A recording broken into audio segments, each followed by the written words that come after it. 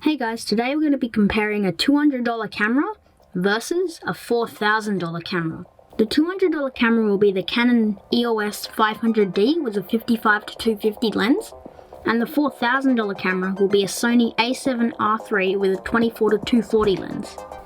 Instead of doing a real world comparison, what I'm going to do is set up a little game of spot the difference. So I'll put up a photo on the screen and then you have to try and guess which camera it was taken with. Anyway, enough chit chat, let's get straight onto the video.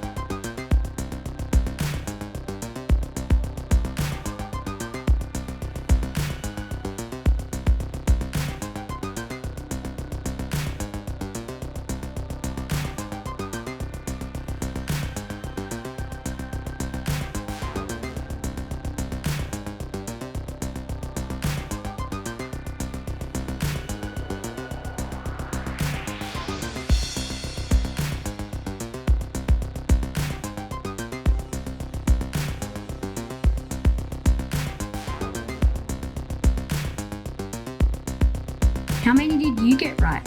Let me know down in the comments below. Anyway, thanks for watching this video, and I'll see you all in the next one.